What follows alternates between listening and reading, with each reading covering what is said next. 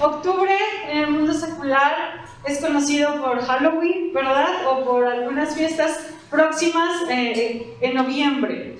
Sin embargo, la iglesia protestante, no solo la iglesia metodista, este mes celebra un evento ya más de 500, este año son 503 años, 504 años, donde la iglesia se separa, la iglesia protestante hace un parteaguas, y Dios usa a Martín Lutero como uno de los precursores de este evento que históricamente se conoce como la Reforma.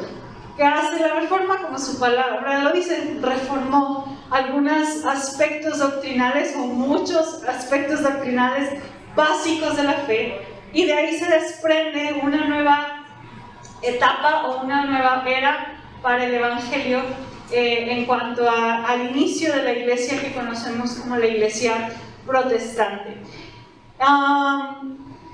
Y bueno, en resumen de este tiempo de la iglesia, o de lo que hicieron los reformadores, se resumió o se hizo sólido este trabajo 200 años después, hablamos como de 1700, con un nombramiento que conocemos como las 5 solas. Las 5 solas son la lucha que los reformadores tuvieron para decir: esto es lo que creemos, esto es lo que somos, esta es la base de nuestro cristianismo y del evangelio. Quizás debe haber más solas, pero ellos resumieron esta lucha que dividió de la iglesia católica romana a la iglesia protestante, e hicieron evidente estas 5 solas como la base de la iglesia del protestantismo. De hecho, si ustedes, yo sé que generalmente esta pregunta es muy común, tanto dentro de las iglesias como afuera pues es que ¿por qué hay tantas iglesias, verdad? Hay bautistas, metodistas, pentecostales, nazarenos, hay una junta, había pastores de muchos lados y decían denominaciones que yo ni sabía que existían. O sea, de verdad son miles de denominaciones, son muchas las denominaciones que se levantan, etcétera. Y puede haber mucha diferencia. Si usted va a una iglesia pentecostal, la forma de adorar es muy distinta a la de la iglesia metodista. Si usted va a una iglesia bautista, seguramente se puede identificar con algunas cosas, pero con otras como que no tanto quizás. Pero hay algo que nos une, y son estas 5 solas que hacen que nuestra base sea la misma, y que por eso podemos llamarnos hermanos y una sola iglesia. Seguimos siendo una sola iglesia, aún a pesar de los diferentes colores que podamos tener. Seguimos siendo una sola iglesia porque la parte fuerte, la parte básica doctrinal es la misma. Y repito, los reformadores le llamaron las 5 solas. Tenemos 5 domingos en octubre, así que vamos a ver una sola por domingo. Tengo la sorpresa y la alegría de platicarles que tenemos, algunos de nuestros hermanos nos van a estar apoyando con algunas predicaciones estos domingos para hablar de esto. Y por favor, hermanos, tengamos un espíritu receptivo, porque a veces pensamos que ya lo conocemos, ya sabemos quién es Jesús, sabemos qué es la gracia, sabemos qué es la fe, la Biblia que representa en nuestra vida cristiana. Sin embargo, hay cosas que aún necesitamos reforzar, porque si esto no está sólido, todo lo demás se va a caer. Para no ahondar de mucho, acompáñenme a Hechos 4. Voy a leer del 8 al 13, pero todavía voy a platicarles un poquito de lo que estaba pasando en la Reforma para llegar a eso. Muy bien. Vámonos 2000 años antes, hermanos. Jesús asciende y les da un y les da un trabajo que hacer a los discípulos. Ser testigos en toda Jerusalén, Judea, Samaria, hasta lo último de la tierra. Si usted se pone a leer, no solamente Hechos, sino usted investiga con historiadores del siglo I cómo vivía la iglesia, era terrible la persecución. A partir del año 70, cuando Nerón manda quemar Roma y también se destruye el templo, la iglesia cristiana o los que habían seguido a Cristo se esparcen por toda Asia Menor porque estaban siendo perseguidos. Si usted algún día si usted ya fue a Italia o sueña con ir a Italia y ha escuchado acerca del Coliseo romano, o si ha visto una película como Gladiador, por ejemplo, en ese lugar los cristianos que no negaban a Jesús los ponían al centro y ya sea dejaban sacar a los animales y los animales se los comían a los cristianos ahí. Y ¿saben qué era lo peor?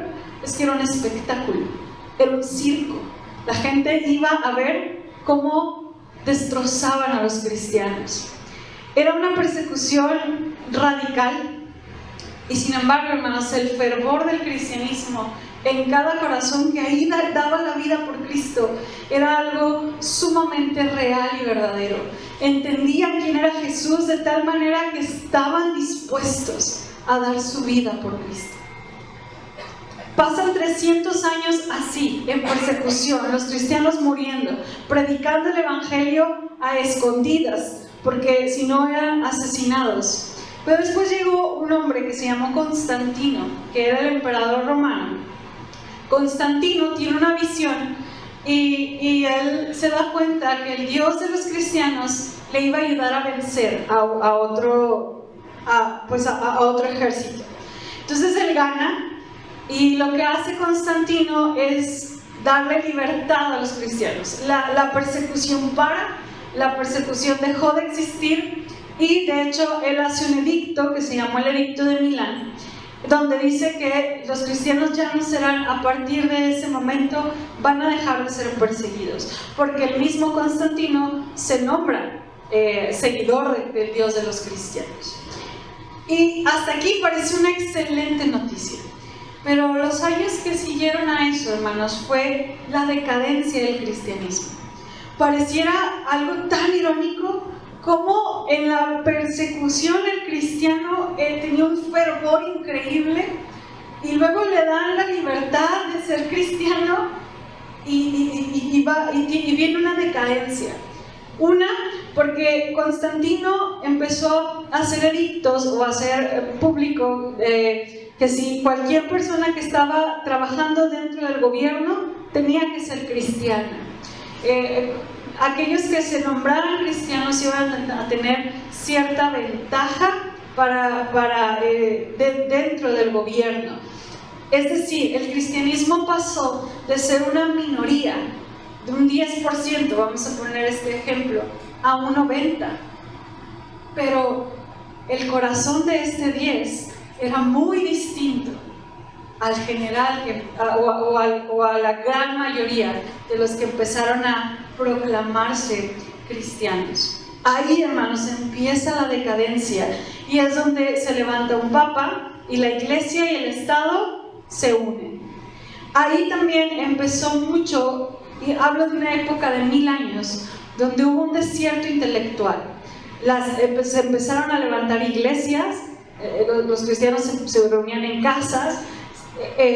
El mismo Constantino quitó las iglesias romanas donde se adoraban otros dioses y las puso como las iglesias cristianas, y ahí se empezaron a reunir para adorar a Dios. La iglesia y el Estado se unen y la iglesia empieza a tener un control total de los seguidores.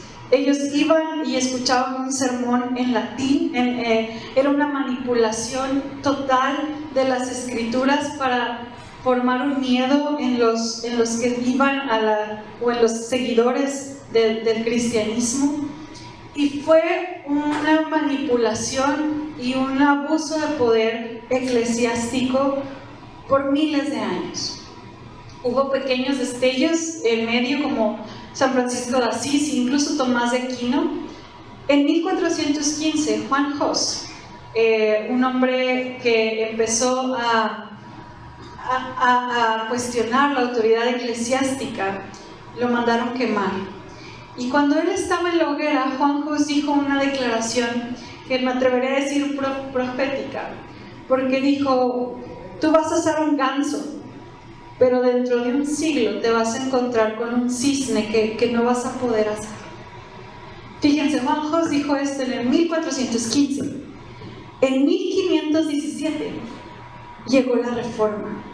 100 años después llegó Martín Lutero, que fue imparable y que Dios lo usó precisamente para romper esta dinámica de manipulación. ¿Qué estaba pasando en la iglesia? Bueno, había en ese tiempo el Papa León X era pues la autoridad suprema, y él quería construir la Basílica de San Pedro.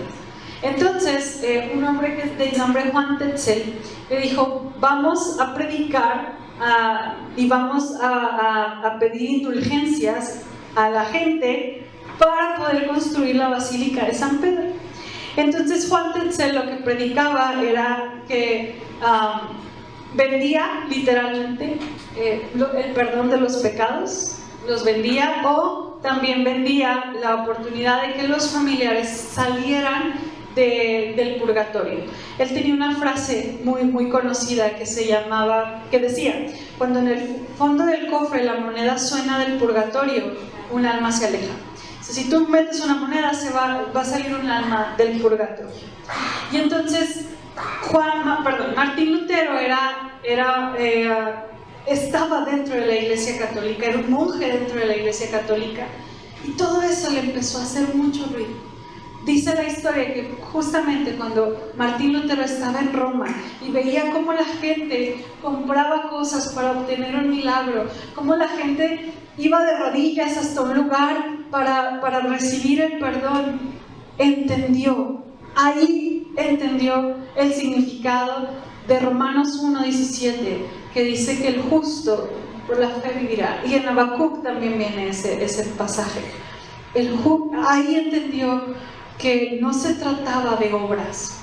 Y entonces Martín Lutero empieza a denunciar lo que estaba haciendo mal la iglesia. Y el 31 de octubre, precisamente, por eso lo celebramos, fue cuando Martín Lutero clava unas tesis en la iglesia de Rotterdam, donde había muchos anuncios, pero él clava sus tesis. Y les voy a leer 3 de las tesis. No se asusten, no son las tesis de licenciatura, son frases claves que dicen. La tesis 32 dice: todos los que creen que por medio de cartas de perdón se asegura salvación serán eternamente condenados. Recuerden que Juan Tetzel daba esas cartas de perdón. Todo cristiano verdadero, vivo o muerto, participa de todos los beneficios de la iglesia dados a él por Dios, sin necesidad de una carta de perdón. La tesis 85 dice: ¿por qué el Papa, cuyas riquezas superan con creces las de los demás ricos, no edifica la Basílica de San Pedro con su propio dinero? Él escribe frases, tesis para dialogar con la iglesia, y bueno, después seguiremos platicando de la historia. Pero así da inicio la Reforma Protestante, ante una demanda de una iglesia que manipula, ante la demanda de una iglesia que vende el perdón, que vende la espiritualidad y que no permite que la iglesia cuestione nada, sino se hacía lo que se debía de hacer porque así Dios lo decía. Y entonces Lutero empieza a cuestionar. Y hermanos, hablo rapidísimamente de eso porque hay una frase muy famosa que la verdad no sé quién la dijo, pero dice: quien olvida su historia está condenado a repetirla. Es ley, hermanos, el ciclo de no entender los riesgos y los problemas que estaban pasando en ese momento nos van a llevar a la urgencia de pedir otra reforma en este tiempo. ¿Por qué me atrevo a decir esto, hermanos? Porque el gran problema se inició cuando la iglesia llegó a una comodidad y dejó de ser perseguida. Ahí inició el problema.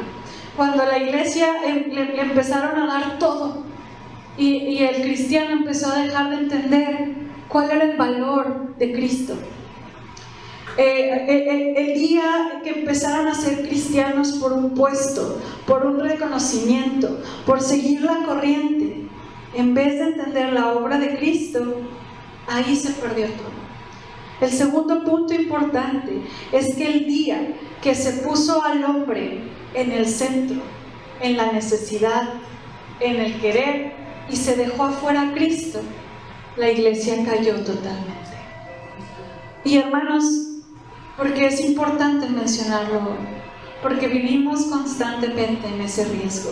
Siglo XXI es un siglo donde se nos invita a vivir a la luz de lo que yo quiero, de lo que yo soy, de lo que yo pienso y de lo que yo siento. La iglesia católica o la iglesia de Cristo, que en ese tiempo era la iglesia de Cristo, cae porque se pusieron las necesidades, las riquezas, el poder en las manos del ser humano y se dejó la esencia, que era entender la obra de Cristo en sus vidas. La persecución que usted y yo vivimos, hermanos, es intelectual. Hoy en día se nos presenta un Cristo que arregla problemas, que nos hace felices y que hay éxito al lado de Jesús. Y no hay nada más lejos de la verdad, hermanos. El cristianismo se volvió débil porque se olvidaron de la esencia, de amar y de dar la vida por Cristo. Y se llenaron de una vida cómoda, llena de lujos, diciendo tantas cosas en nombre de Cristo, pero que Cristo jamás hubiera hecho. Vamos a leer Hechos 4, del 8 al 13. Dice la palabra de Dios. Entonces Pedro, lleno del Espíritu Santo, les dijo: gobernantes del pueblo y ancianos de Israel, puesto que hoy se nos interroga acerca del beneficio hecho a un hombre enfermo, de qué manera éste haya sido sanado, sea notorio a todos vosotros y a todo el pueblo de Israel que en el nombre de Jesucristo de Nazaret, a quien vosotros crucificasteis y a quien Dios resucitó de los muertos, por él, este hombre está en vuestra presencia sano. Este Jesús es la piedra reprobada por vosotros los edificadores, la cual ha venido a ser cabeza del ángulo.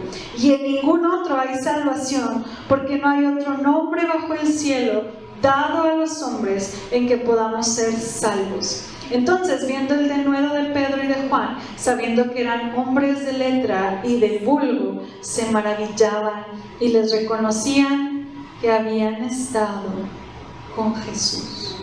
Solo Cristo, hermanos. ¿Qué significa solo Cristo?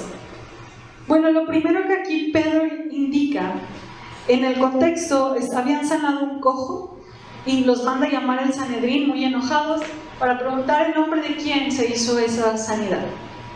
Algo bien importante y que yo no lo había como considerado cuando había leído Hechos 4, es que ese Sanedrín fue el Sanedrín que decidió matar a Jesús. Estaban ante el Sanedrín que dio la carta o que dio luz verde para que Jesús fuera crucificado. Imaginen a Pedro y a Juan frente a aquellos hombres ingratos que mandaron matar a su Señor. Y entonces Pedro les dice, se acerca al Sanedrín y me dice: tú me estás preguntando en nombre de quién sanamos a este hombre. Y dice: en el nombre de Jesús de Nazaret, el hombre que tú mataste. Ese hombre está vivo y él sanó a ese paralítico. Y el Sanedrín no podía estar más enojado. Pero aquí lo que quiero puntualizar es que Pedro le dice: ustedes, los edificadores, los que se encargan de que la iglesia avance, los que se encargan de la espiritualidad del pueblo, los que tienen que saber qué piedras poner como fundamento para que la vida espiritual no caiga. Ustedes, los edificadores, que son los que dicen tener la verdad, ustedes que mataron a Jesús y que rechazaron la piedra verdadera, ustedes mataron a Cristo. Hermanos, muchas veces, ahora que nosotros veíamos en Pedro, Dios nos llama piedras vivas y nos llama edificadores. Usted y yo ahora somos los edificadores, pero escuchemos la voz de Pedro. ¿Cuál es la piedra que usted y yo estamos poniendo para edificar la iglesia? Pedro dice, debe ser Cristo, la piedra del ángulo, la piedra perfecta, la piedra que Dios, el arquitecto, puso. Pero tú la estás rechazando y estás poniendo otras piedras. En el caso del Sanedrín y de los fariseos, era su nacionalismo, era su religión, era el sentirse superiores. ¿Cómo Jesús iba a ser la piedra? Pero a veces en nuestro cristianismo, hermanos, las piedras que ponemos son, no lo sé, quizás ven a la iglesia y se te va a arreglar el problema. Esa es mi piedra, mis emociones. O ven a la iglesia para que Dios te haga feliz. Ven a la iglesia para que Cristo te ayude a resolver las cosas. No estoy diciendo que Cristo no lo haga, hermanos, pero no es nuestra piedra que edifica. Y a veces nuestra fe, nuestro cristianismo lo basamos en un Dios que me tiene que ayudar a resolver las cosas. En un Dios que a mí me prometieron que si yo oraba, Él iba a contestar como yo quisiera. Y esa es la piedra en la que estamos edificando nuestra fe. Y fíjense lo grave, porque cuando Dios no contesta como yo quiero, se va a caer. Porque cuando Dios no sane al enfermo, se va a caer. Porque estoy edificando mi fe sobre un sentimiento, sobre una mala doctrina. Hace 500 años, bueno, hace 1500 años más bien, en la Edad Media, o cuando empieza la Edad Media, esos hombres edificaron la iglesia sobre las riquezas, edificaron la iglesia sobre la idolatría, edificaron la iglesia sobre el poder y el dominio. Vendieron el evangelio. Y usted y yo a lo mejor hoy también estamos edificando la iglesia y nuestra fe en todo menos en Cristo. A veces las piedras con las que edificamos la iglesia son asuntos sociales. Ya me acostumbré a estar en la iglesia. A mí me dijeron que Jesús era así y sobre eso estamos edificando. Y entonces Pedro dice, esas piedras no son posibles. Esas piedras Dios las rechazó y puso a la verdadera. Y ahí es donde Pedro menciona, Él vino a ser la cabeza del ángulo. Ustedes que rechazaron la verdad, Dios la puso para que ahí realmente fuera edificada su iglesia.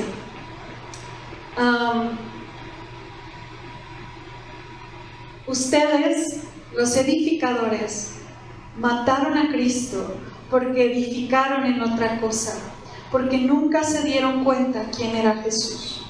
Iglesia, príncipe de paz, muchas veces nosotros como edificadores, como piedras vivas, edificamos sobre rocas ajenas a Cristo. Amada iglesia, no estamos lejos, nada lejos de una nueva reforma que nos diga también que hemos dejado la esencia de la fe. También Cristo es el fundamento y la esencia. Pedro menciona el Salmo 118, 22, donde ellos entendían que la roca era el Mesías, y Pedro menciona, esa roca es Cristo. Pedro está señalando el cumplimiento de esa profecía a quienes ellos habían rechazado, pero Dios lo ha ordenado. Jesús es la respuesta a la necesidad espiritual de la humanidad y no hay otro camino. Pedro lo declara de una forma hermosa diciendo: y en ningún otro hay salvación y no hay otro nombre bajo el cielo dado a los hombres en que podamos ser salvos. No hay nadie más a quien yo me pueda acercar para encontrarme con Dios. No hay alguien a quien yo le pueda pedir que me ayude como lo puede hacer Jesús. Pedro proclama el carácter único del Salvador. Su muerte y su resurrección, su exaltación y su autoridad hacen de Cristo el único Salvador. Esta declaración de Pedro declara salvación.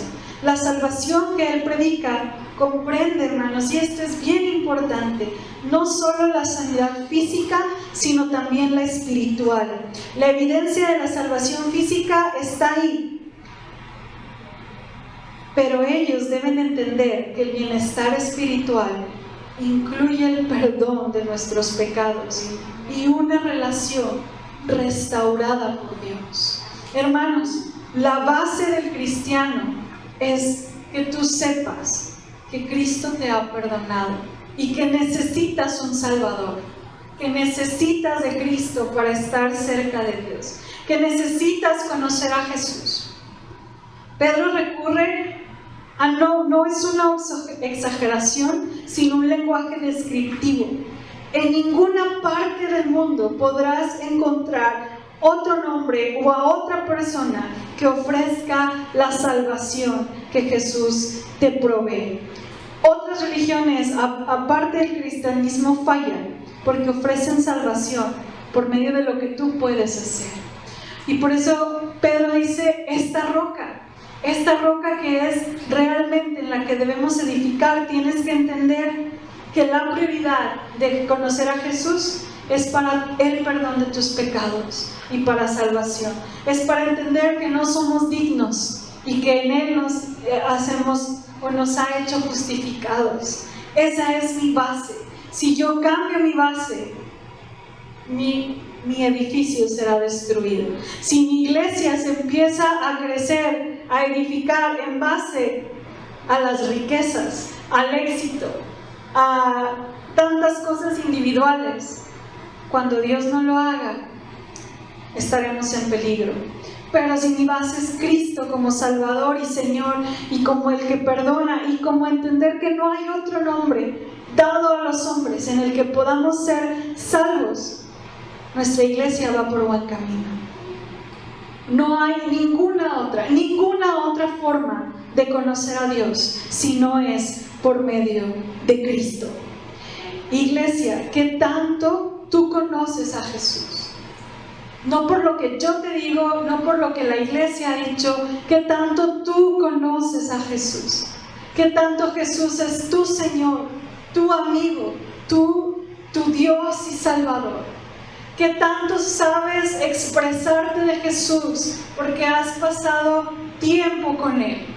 ¿Cómo está tu relación con Cristo? ¿Quién es Jesús para ti? ¿Qué representa Cristo en tu vida? ¿Qué hace Cristo que le ames? ¿Que te conteste tus peticiones? ¿Por eso amas a Cristo? ¿Por qué vienes a buscar a Jesús? ¿Para qué vienes a buscar hoy a Jesús? Yo sé que tenemos necesidad y hemos orado por ella. Pero hermanos, si tú solo vienes por esa necesidad, tú estás edificando tu casa, tu vida cristiana, en un Cristo que la Biblia no presenta. Porque Cristo nos invita a tener una relación con Él. Yo no soy madre, no sé si algún día lo sea, pero me imagino que ha de ser muy duro para un padre que los hijos solo se acerquen a pedir cosas. A pedir, ha de ser muy duro. O a que los busquemos cuando estamos en dificultades y que no sepamos tener una relación con ellos. Algo así. Estamos solo buscando la mano de Cristo para que nos dé, nos bendiga. Y sabes, lo último que encuentro de solo Cristo es que Él es nuestra base, pero no lo que hemos construido con nuestra emoción, sino lo que Él es y lo que la Biblia dice que es. Pero lo impresionante es lo que el Sanedrín dice al final. Entonces, viendo el denuedo de Pedro y de Juan, y sabiendo que eran hombres sin letras y de vulgo, se maravillaban y les reconocían que habían estado con Jesús. Hermanos, el Sanedrín reconocía que Pedro y Juan habían estado con Cristo. Y esto produjo aún más desprecio por lo que hacían. Consideraban a Pedro y a Juan hombres incapaces, sin letra e indoctos.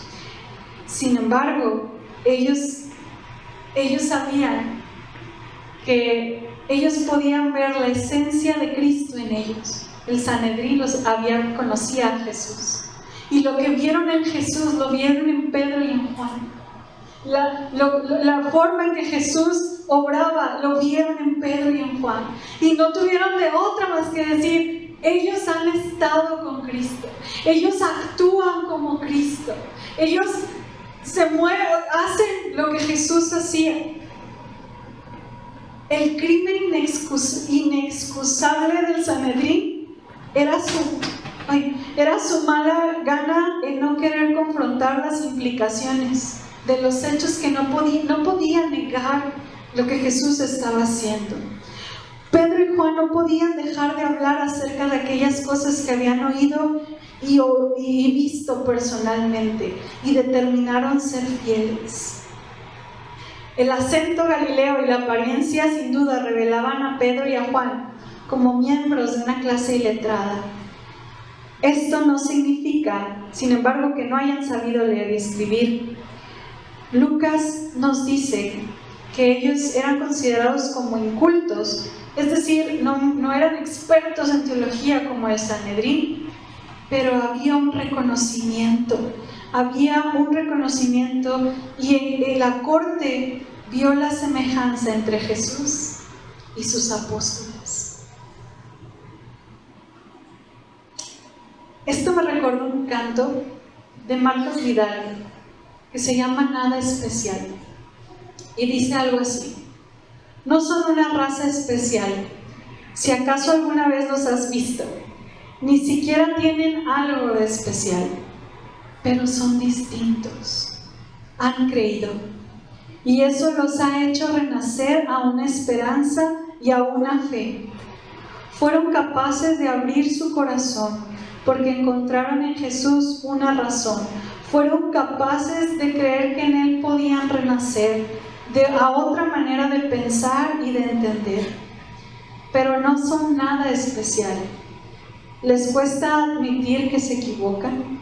Sus errores no caben en el mar, cabezas duras como rocas. Pero han creído. Y esa es su fuerza y su razón. Nadie puede negar que Jesús les rescató. Hermanos, los cristianos no tenemos nada especial o algo que pudiéramos darle al Señor para que Él se sorprenda. ¿Qué pudiéramos darle al Señor para que Él se sorprenda? Solamente creer. Hermanos, el Sanedrín reconoció que ellos estaban con Jesús o habían estado con Jesús. Iglesia, ¿has entendido que Jesús es tu roca? ¿Que no puedes tener otra base que no sea Él? Y ahora la siguiente pregunta es: ¿has estado con Cristo? La gente reconoce, enojada como el Sanedrín quizás, pero no pueden dejar de negar que has estado con Jesús, que te pareces a Jesús, que respondes como Él lo hace. La gente ha sido testigo de tu transformación y el poder que ellos no tienen. Amada iglesia, ¿Has estado con Jesús? ¿Te pareces a Jesús? La razón del Evangelio es Cristo, solo Cristo, siempre Cristo. Hay un canto navideño que dice: ¿qué vas a hacer con Cristo? ¿Qué le vas a responder? Ante entender que si tu base no es Cristo, entonces no estamos en la misma sintonía. ¿Qué le vas a responder a Cristo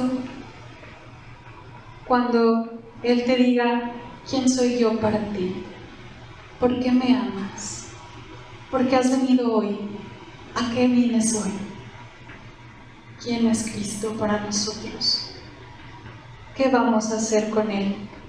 ¿Y qué le vamos a responder?